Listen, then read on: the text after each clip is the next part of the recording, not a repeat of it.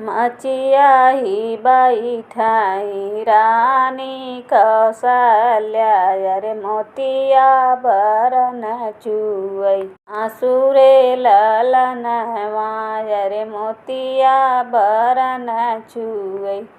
आसुरे ललनवा जियरा जनम मोरे कहू न स्वार्थ अरे जे करे निराम कुंवर रे ललनवा अरे जे करे निराम कुंवर रे ललनवा दुअरे से उठे हैं राजाई दशरथ अरे झपटी बखरिया में जाई रे ललनवा अरे झपटी बखरिया में जाई रे ललनवा एकहु ना झंखियु रानी राम जनमवा अरे अब झंखियु राम बियाह रे ललनवा अरे अब झंखियु राम बियाह रे ललनवा तरह से निकले हैं राजाई दशरथ अरे घोड़े पीठी भैया सवार रे ललनवा रे घोड़े पीठी भैया सवार रे ललनवा जाई के उतर वही जनक के दुआरवा अरे कहाँ बाटी सीता हमार रे ललनवा अरे कहाँ बाटी सीता कुंवर रे ललनवा ऐठई के दिहे राजा सोने के सिंहासन अरे पाऊआ पखारन के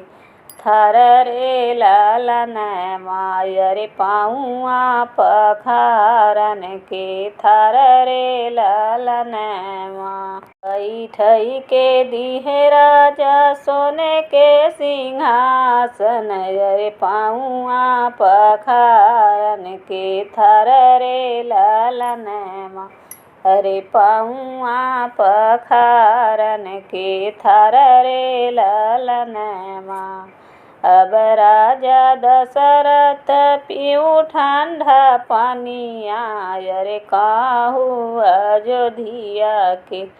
हल रे ललनवा अरे कहूँ अयोध्या के हल रे ललनवा हमारी अयोध्या में बाड़े कुशलिया अरे प्रेमा कुशल सन सर रे ललनवा अरे प्रेमा कुशल सन सर रे ललनवा कहिया नहीं कुशल रानी कौशल्या अरे जे कर राम कुंवर रे ललनवा अरे जे कर राम कुंवर रे ललनवा जाए द मोरे समधि माघ फगुनवा अरे आवै द जेठ बैसाख रे ललनवा अरे आवै द जेठ बैसाख रे ललनवा मोरे घरे बड़ी समधि सीता रानियावा अरे राम सांगर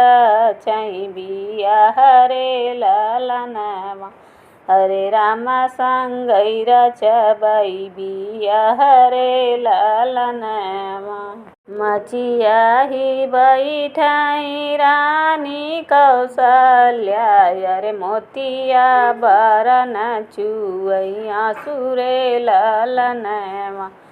अरे मोतिया बरन चुवई आसुरे ललनवा।